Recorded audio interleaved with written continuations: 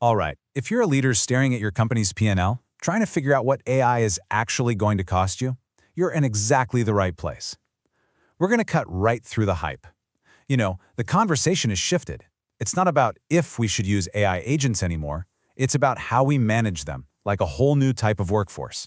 So let's dive in. First things first, we've got to bust the biggest myth out there right now. You hear it all the time, right? Teams bragging, we've deployed 100 AI agents. But that number, honestly, it's just noise. It's a total vanity metric. The question that really matters isn't how many agents you have, it's how much freedom, how much autonomy you give them. That right there is what's going to drive your costs and your risk through the roof.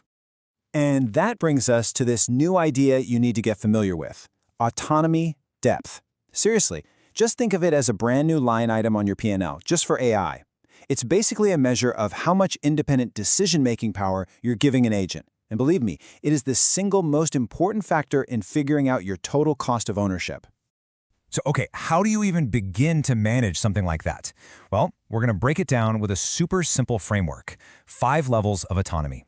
I want you to picture it like a control dial, a dial you can turn to adjust your AI's capability, its cost, and crucially, its risk. This gives you a really clear way to manage this new digital workforce of yours. Let's walk through them real quick. Level 0. That's just your classic automation. Simple, if this, then that stuff. No real AI brain. Level 1 is the co-pilot, and this is where most of us are today. The machine writes the email, but a human has to actually click send. Now, level 2 is where it gets interesting. We can call it the bounded agent. It can use your tools, maybe access your CRM, but it still needs a human to sign off on the important stuff. Then you've got level 3, conditional autonomy. Here, the agent is smart enough to handle routine things by itself, but knows to escalate the high-risk issues to a person. And finally, level 4, high autonomy. This agent is basically a trusted senior executive.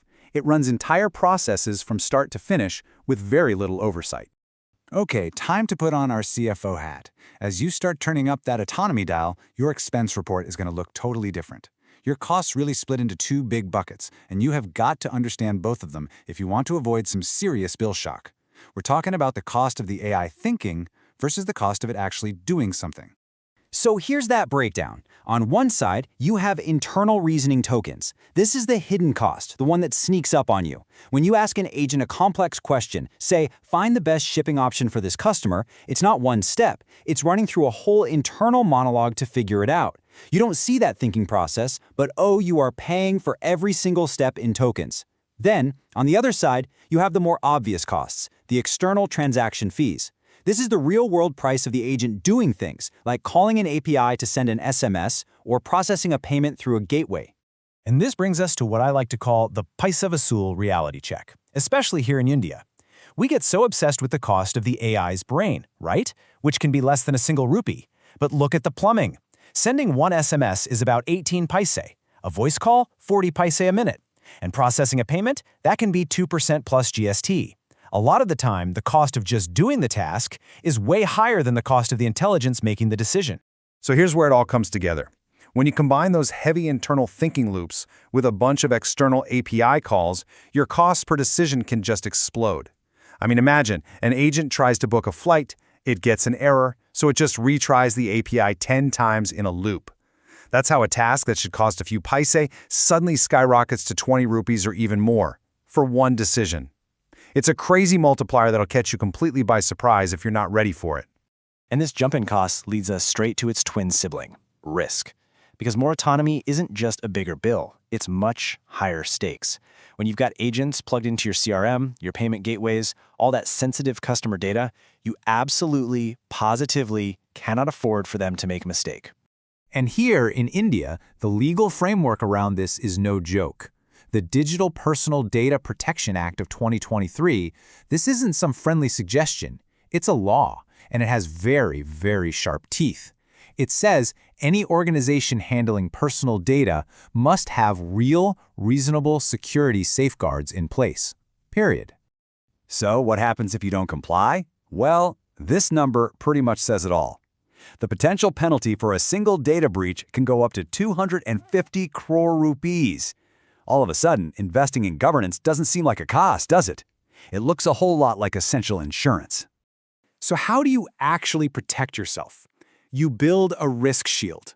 You need rock-solid governance protocols. That means keeping a human in the loop for any big, high-stakes decisions.